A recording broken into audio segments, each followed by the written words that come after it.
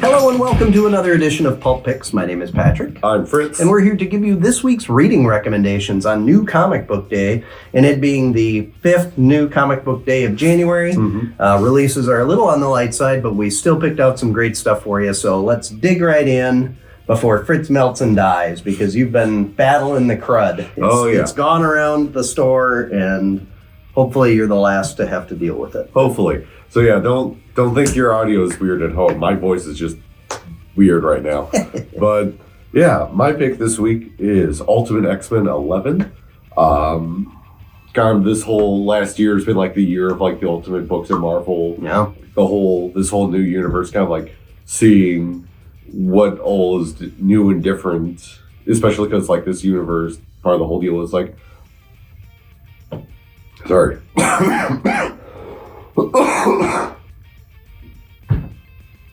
I was really hoping I can get through the whole video without it happening. But hey, hopefully that's the end of that. Anyways, yeah, this whole new universe, like part of the whole deal of it is just like the maker came in and just kind of like futzed with a bunch of stuff. Yep. And just kind of see like how things are after that. And what's been honestly kind of cool about this one is more than any of the books, like it's been like really much its own kind of like side thing. Yeah. Like there's a bunch of like really different versions of existing characters in here. Like I still find it incredibly funny that this universe's Ultimate Cyclops is just this Japanese schoolgirl with like an eye patch and yeah. But like I love her. Natsu's great, but this issue is obviously being near the end of like the first year of the book, kind of like the culmination of a lot of the threads that have been going on. Yep. We've got some conflict rising between the Children of the Atom cult and some like breakaway factions. We've got Armor is kind of trying to figure out her power set more. We finally get her interacting with some other characters that she hasn't really so far. There's just like a lot of like threads kind of like starting to come together.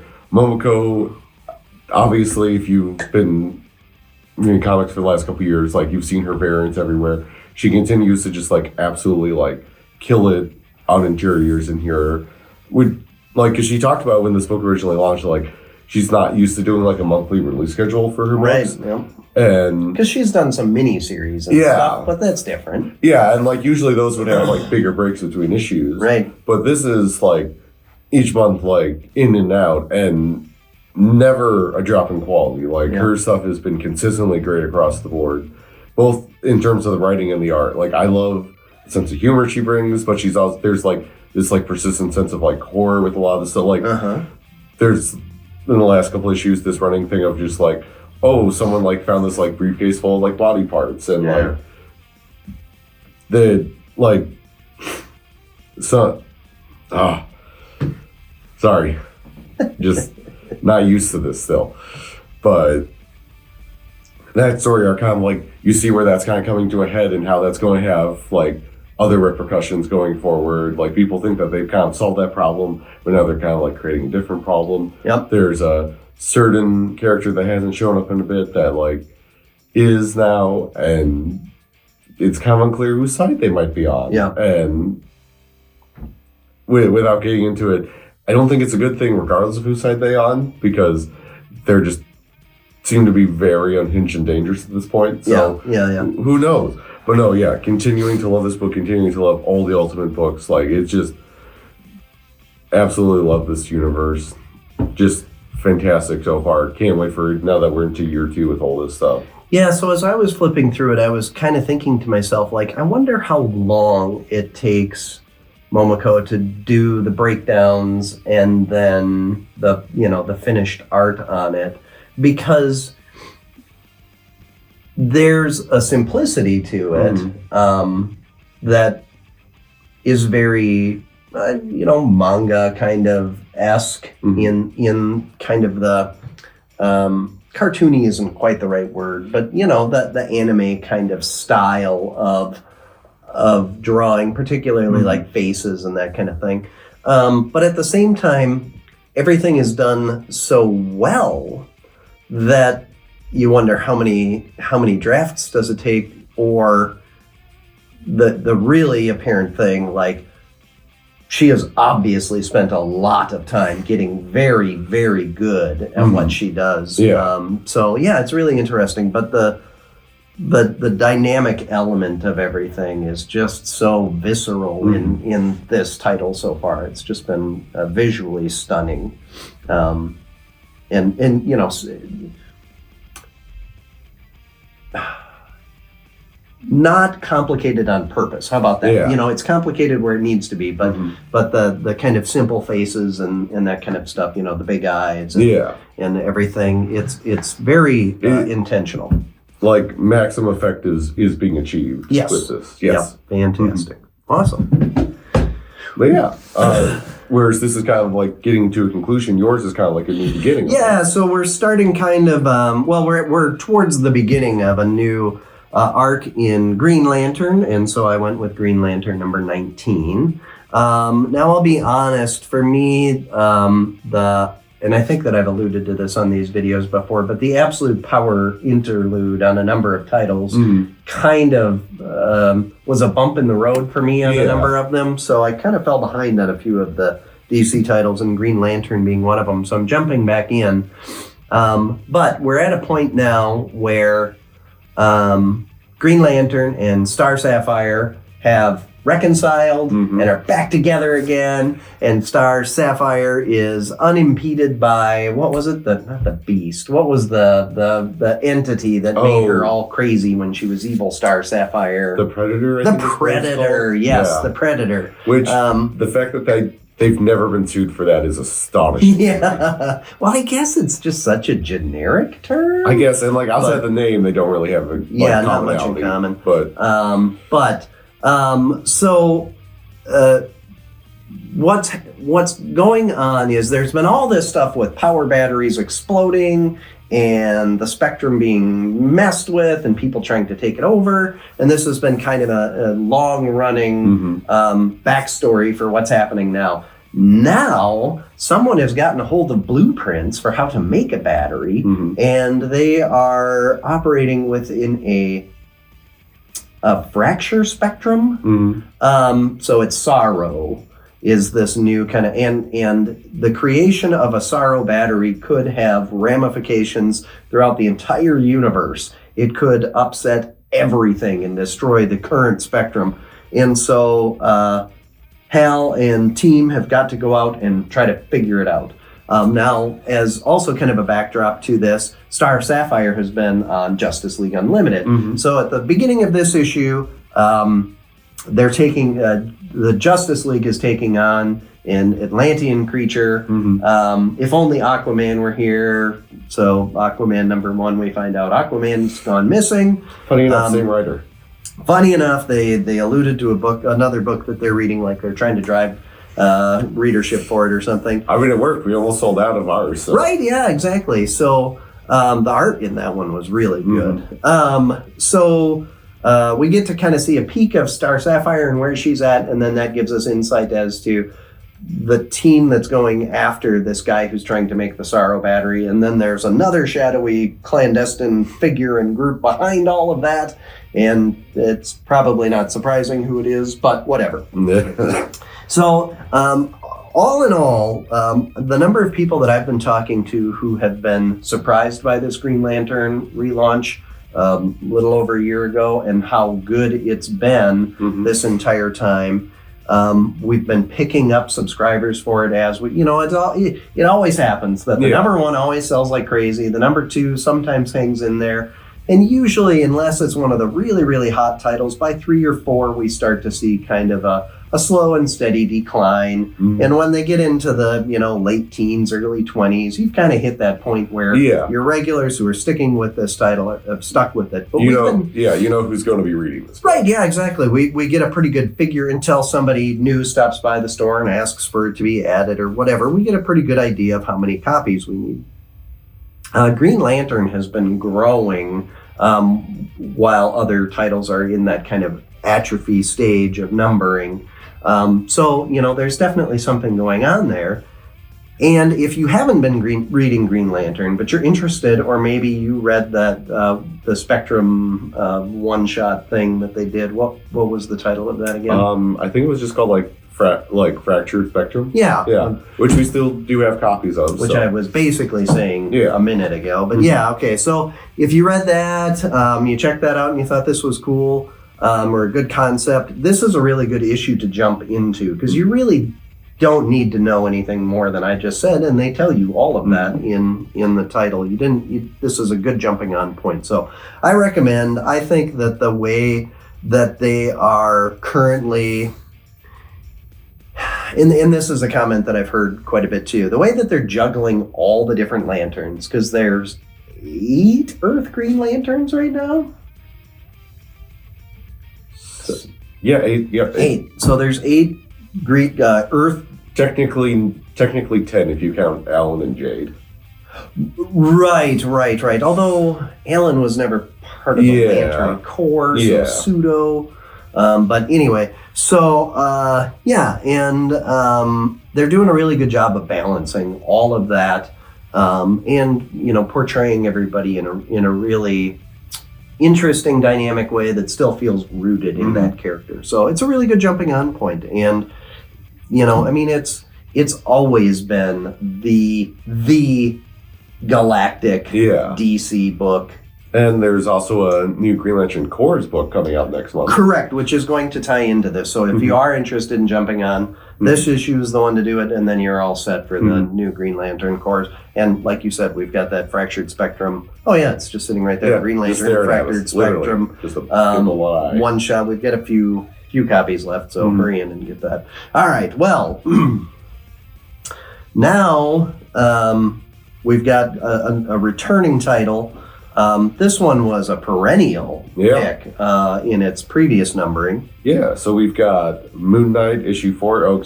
Moon Knight Fist of Khonshu issue 4. Right, because this is what, the 3rd volume that McKay has done? Yeah, because there was the original one, then there was the Vengeance of Moon Knight, which was kind of just like this with like weird little interlude where it's just like Moon Knight's dead, there's a new guy, and a lot of that. Turns out Moon Knight can be resurrected by Khonshu. Oh God! If only I could do that right now. Right? Yeah. But so he was dead, but we all knew he was coming back. It was a poorly kept secret. Yeah, and so he's back now, and things could be going better for him. The Midnight Missions come under attack. He's had kind of potentially falling out with some of his teammates. He thinks, like he's maybe been keeping some secrets that. Like, you get why he did, but it's also just like, man, like... Motive is justifiable, but at the end of the day, being, like lying by omission is still, He understands why they're mad at him. Yeah. Like, he does get it. Yeah, but he still would have done what he did. Yeah. But, like, so this issue is just him kind of having to, like, flick on and deal with a lot of that. He's got this drug lord that's coming after him because Moon Knight tried coming after him, and there's this great bit in here where he's talking with his different alters, where it's just like, listen, I'm used to fighting all kinds of like crazy evil stuff, but it's an entirely different thing where they're coming for like people I care about. Right, because he's never really put himself around people that he's cared about before. And most of the other times that he has, those people are now dead, or don't want to be near him at all in the first place. So. Sometimes he's killed them. Yes. So, like, he's very much kind of like, I don't want to say, like, regressing in a way, but, like, he feels like the only way he can solve this problem is just to, like, very much lean into, like, I'm Moon Knight, I'm crazy and violent mode, and which you see a lot of in this issue. Like, this is very much an issue where you're like, oh yeah, Moon Knight will like mess you up if he wants to. Right. So he's kind of pulling inward. And again, this is, if you haven't been reading Moon Knight, even if you haven't been reading it, in the previous titles, this is a good jumping on point because this sets the stage enough for you to know, oh, we're about to do some stuff. Mm-hmm. Not that the first 3 issues weren't, good and setting the table and whatever, but this one really lets us know where McKay is taking this character next. Now, what I think is going to be really interesting, because the way that McKay has handled Moon Knight in giving him a cast of characters and a base of operations and everything, has been so interesting. It's been such a fun spin on Moon Knight because, like we just said, it really hasn't been done before. I mean, he was a member of the West Coast Avengers or whatever, but he was always kind of the black sheep outsider. And he'd have helpers and stuff, but like again, a lot of it like has usually just been him kind of like going it himself. Yeah. Well, going at himself in the three of him. Well, yes. But I did really enjoy particularly Jake's take on it, and kind of calling him out. And then telling him like, no, you're the way that you're deciding to go about this is really bad. Yeah. Like, don't do this. And if Jake's telling you like you're making kind of bad choices, then like this isn't going to go well. But it's going to be great for the reader. Because this locked in, what did he call himself? Ultra-violent, animal, basically. Oh yeah, like I think he calls himself like a war dog at some point. Yeah, like it's and woe to you, drug dealer, who has upset Moon Knight. Like things are gonna get nasty. Although I'm not gonna lie, it feels like this antagonist has something up his sleeve that we are unaware of, because he is very cocky, and he knows full well what Moon Knight has taken up, vampires and supervillains, and he has not shied away from anything. Speaking of which, there was a great bit where a cop tried putting the screws to Moon Knight's therapist, and the therapist just sent her away, tail tucked between her legs, like you are out of your league. It was such a great scene. But this has been a really good book. I've really enjoyed it. Oh, do want to give a special shout out. So we got a new ongoing artist for this. The Malia Promenick would be absolutely killing it, because like it's some big shoes to fill in on this series, because it has like such a distinct look they've been going for. And knocks it out of the park. There was a really cool scene where there's a whole bunch of really similar looking characters showing up and kind of zerging. And it looked super cool. I know, right? Yeah, well, I was trying to come up with something that wouldn't give it away. So I had to go out there a little bit. But all right, well, what else did you like this week? It was kind of a, like we said, it's a bit of a thin week titles wise. It's really a lot of indie stuff. But because Marvel and DC usually take it lighter on that fifth week, but or fifth Wednesday. But what else did you enjoy? We were talking about before, there's like a couple Star Wars books out this week, mostly like one shot stuff. So like, that's kind of like one of them is kind of showing off a bunch of the characters that are like original to this new Marvel run of house they've been doing for like a decade or so now. Right. So like it's cool getting to see them getting their spotlight. Yeah, what are we at? 11 or 12 years, I think. It might be more, because was it 2013 that they started? What, the Star Wars #1? Or is it? Yeah, 20. Yeah, so 2013 or 14. No, it was 14. Yeah, 14. Yeah. So 11 years. Yeah, but so like getting to see characters like Dr. Aphra and Black Chrysanthemum. Like the fact that like Black Chrysanthemum has already made the leap to live action is just wild. Yeah, well, there's been a lot of speculation, but I think we're probably hitting pause on a number of these kind of aspirational kind of, let's try to introduce characters that people really like in other media, because they're... I mean, you say that, but like it's Star Wars, so whoever knows. Yeah, well, we'll see. But yeah, no, that was good. Let me double check here quick. Oh yeah, Black Cloak continues to be really fun. Yeah. But yeah, no, I gotta get caught up on that one. That's one that I've been trade waiting, and I gotta get caught up in that. Anything for you, Patrick? Yeah, so I also enjoyed Jed McKay's other title that came out this week, because while Marvel and DC might take a break, apparently Jed McKay never does. So X-Men, and this is after the Battle of Grey Malkin, or Siege of Grey Malkin, I think, something along those lines. So. It turns out the X-Men were a little upset that this private entity that works closely with the government was holding Xavier prisoner. And a bunch of other mutants. And a bunch of other mutants, but mostly Xavier, at their former mansion, and so just a couple things that would touch some nerves. So this was kind of the transition issue post that. But going into the next phase of this kind of conflict. So it was pretty much Scott Summers doing a lot of monologuing. Yeah. But it was good. Yeah. There again, there was a fill-in artist on this one, but they kind of were taking cues from Otley, who's coming back next issue, I believe. You mean Stegman? Or Stegman. I always confuse those To be two. fair, they both had runs on Spider-Man. So Yeah, I always confuse those two. So Stegman. They're both Ryans too, right? Ryan Stegman. Yeah, that's why, I'm sure. So, and they're not totally asimilar.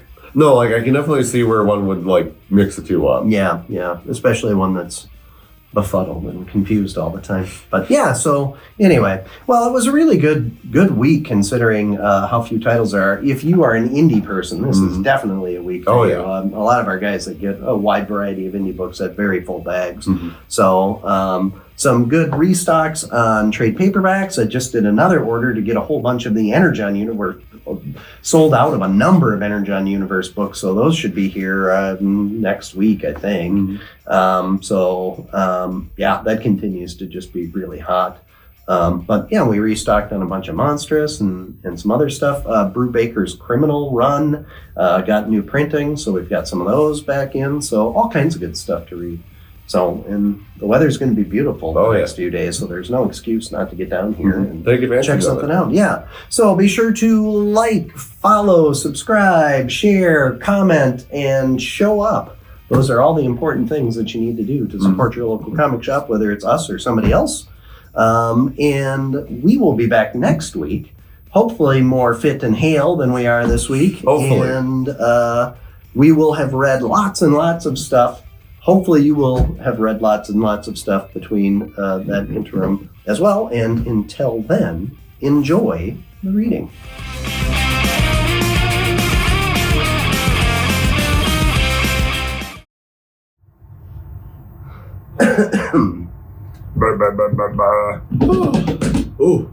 Oh, can't even get my voice as high as I normally can. Oh, anyways.